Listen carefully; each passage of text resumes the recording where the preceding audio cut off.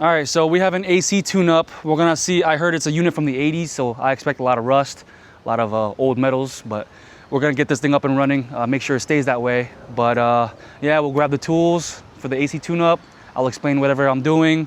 Let's just do a visual inspection at first and see where it takes us from there. All right, so to begin an AC tune-up, I usually like to start with checking what kind of temperature it's blowing out. So obviously you have that air coming in, that's gonna be a little warmer because that's room temperature. And then the air, once it passes the coils, which this is the line set, coils are right in this compartment right here. As soon as air passes through those coils, it should cool about 15 to 20 degrees lower than the temperature coming in. So first thing I'll do, I'll use my voltmeter, and I got my thermistor set up right here. I'm gonna check the air coming in to the return drop, see what kind of temperature it's sucking in, and then we'll compare it with the air coming through the coils out the plenum. So this is where the filter is. That's where I usually check, because before the filter, this is the return drop, air from the room coming in right here before the filter. Another thing I like to do while I have this open is actually check the filter. So in this case, we have a 20 by 20, pretty nice filter. Looks pretty new. Yeah, that's honestly, it does have some life in it still. I'm sure the customer takes very good care of their filters, so we don't have to worry about that. So here we'll stick on our thermistor. See what we got. Okay, so it's reading roughly 76, 77 degree air coming in. I'll get a picture of that. I like to keep tabs of everything to have it all in one piece. 76 average coming in. And then up here is the plenum. This is the temperature this is the air that passes the coils. Very important. This is actually the AC that's actually, going into your home. So, like I said, it should be 15 to 20 degrees cooler. So earlier we read 76, and now we're reading roughly 62, around 62 degrees. So if we do the math, 76 minus 62, we got a 14 degree split. Oh wait, no, it's getting lower. We'll let it stabilize a little bit. Sometimes it takes time. 62, yeah, 62. It is an older unit, so it might be, running out of juice, but 14 degree split is good for the age of this unit. I mean, it's still going down to 61-ish. So 14, 15, not bad. Not bad at all. Can't ask for more for a unit from the 80s, right? So once we confirm that, I pretty much have a good gauge of how the system's running, because if something's wrong, it will affect the delta T, is what it's called. Return temperature minus the supply temperature. All right, so now that we have all the doors open, we can fully do a visual inspection on everything. It's a very straightforward, simple AC setup. We have transformers, we got fan relay coils, blower motors, looks like it's in pretty decent condition. Coil is very clean. This might be from the insulation, but for the most part, it's very clean. I'm gonna get pictures of that, make sure we keep records of this. So earlier I said the coils were clean. We were looking at the top part, but this is why visual inspection is a very important part of maintenance. If we look at the underside of the evaporator coil, we can see obviously like night and day that this side is very dirty.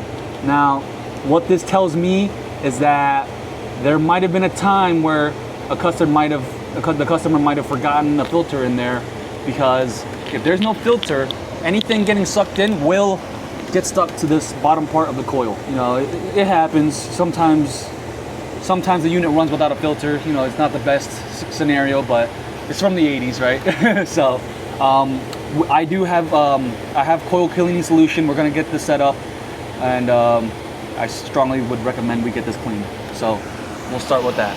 We have a can of evaporator foam, no rinse. We have our paintbrush to brush away any debris that's really stuck in there. So earlier, I did mention the delta T was a little on the lower end, about 14, maybe 15. That dirty side could be the big contribution to why that is. So if your evaporator coil, honestly, if any coil, indoor and outdoor, is dirty like that, it can obstruct enough airflow to mess with the pressures in a way where it lowers your delta T. Now, the higher delta T is, obviously the better. 15 to 20 is the rule of thumb. In this case, we have 14. Let's see what changes after we clean this coil. So basically it's pretty simple. You just get your coil solution, spray the side down. This one smells like lemon.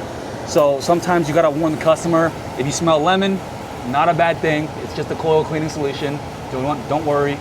So we want to get a good coverage going on here. So we have the blower motor on so that the suction of the airflow pulls it through the coils from the underside. It's very important that you have it like that so that it really cleans out the coil inside and out. Now you don't want to get this stuff on your face, obviously, because that wouldn't be fun. All right, so we pretty much emptied the can. We got really good surface area coverage on that coil there. Yeah, every single fin is covered in that foam. Very good. It's gonna work its way through, break all the grind down. We're gonna close this door to maximize the airflow through the coils, and that'll get like the most out of this so that we get through every nook and cranny. The whole house is probably gonna fill up with that lemon smell, but it's a pleasant lemon smell, so it shouldn't be a problem. We'll let it do its job. We'll check the delta T right after. It should be a little better. Even 2 degrees, it'll do magic. All right, so the dirt on this coil, pretty stubborn. The solution didn't really, I mean, it did do a lot, but the stuff that's really stuck on there, I'm gonna have to try to vacuum. I got my vacuum, I got my rag, I got my brush. We're gonna try to really get this out of here. So I'm gonna be working on this for a bit. Let's see. Gotta be very careful because you don't want to bend these aluminum fins because they're there for a reason, not to be bent. Oh, there you go. Oh, magic. So paintbrush actually kind of helps us here to really get in between those fins, try to break loose that dirt so that the vacuum does the rest, pulls it out, because paintbrush only does so much in this case. All right, so here we have a water bottle, we have our drain pan. What we're gonna do is simulate a sweating coil so that we can see that the drain pan is actually draining out water. So water's going through the coils, filling up the drain. That's perfect. We're gonna put the filter back on, and we're gonna do a final test on that condensation pump. Now, I already heard it turn on, but we're gonna just test that and see, make sure it really pumps the water out. Now, there's an arrow pointing up, and that has to follow the airflow. If you need some help on that, we do have videos on our YouTube channel about how to put in filters. Okay, so here's our clean out tee. This is what we can use to, if we ever need to clean out the drain line, that's what we can do. I have a gallo gun to push in the air for that, but in this case, I already know it's not clogged. Like I said, this unit definitely looks really good for its age, unlike me. Now, this might not be enough to turn on the pump per se, but when water levels rise enough to push it up, it'll activate it, and then the run light should turn on and pump all the water through this vinyl tubing. All right, round 2, we got more water. This might do the trick. Oh, there we go. Water's running through this vinyl tube. And we know because if we squeeze it, it makes a different sound. So that's good that it's turning on. It's pumping the water out, because if this wasn't working, we would see water on the floor. We want to prevent that. So everything inside looks great. We're gonna double check our delta T. Actually, we'll do that now. It honestly already feels colder, so I expect a lower number. Earlier we saw 62. We should see lower than 62 now. So let's put this in. What's it gonna be?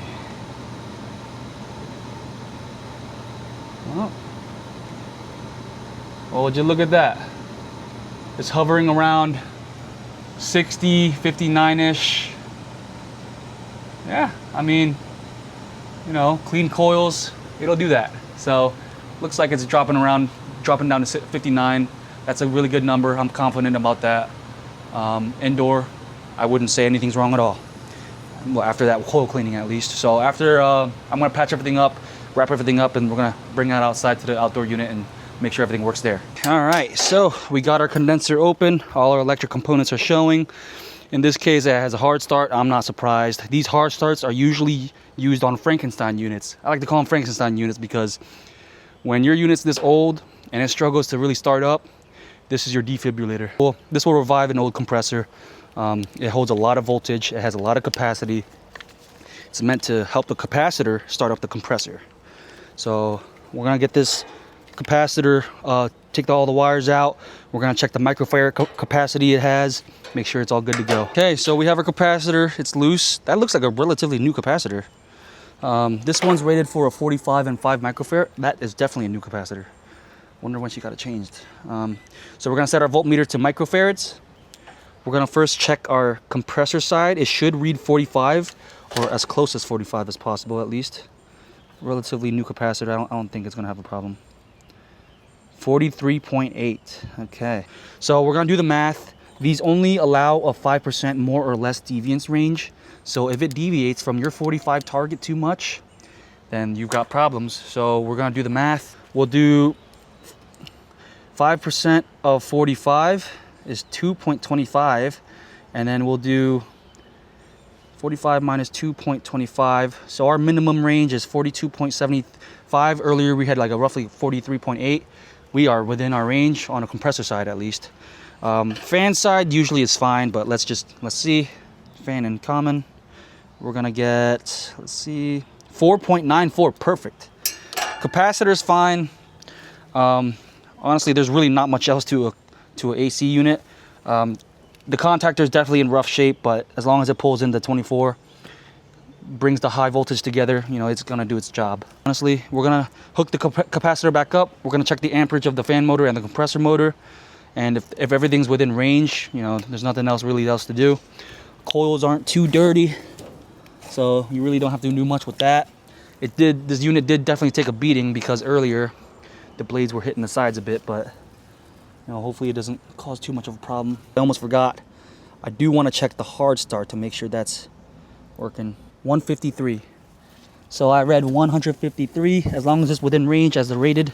So in this case, we have a DST-6. That is a hard start torque for 500%. Now, for microfarad reading, we want to see around 130 to 156. I read 153, and that's right on the dot. So this is still good. I think someone did work recently because these are relatively new. We'll put this all back together. Everything's good. Put it back together, turn it on, double check everything, and that's pretty much it. All right, we got everything wired back up. We're gonna put the case back on.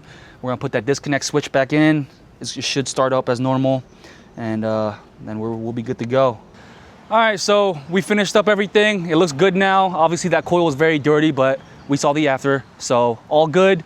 Everything's running fine. We have a roughly like a 16, 17 degree split between the coils. So as you can see, even though it was from the 80s, we were able to bring it back up to speed, make sure everything was running properly. There's parts like that hard start we saw earlier, just to revive the compressor. But yeah, with proper maintenance, units can last pretty long, so just make sure you keep up on that. If you guys have any questions or concerns about your HVAC unit, you can definitely call Synergy3 Home Solutions and we'll get things figured out.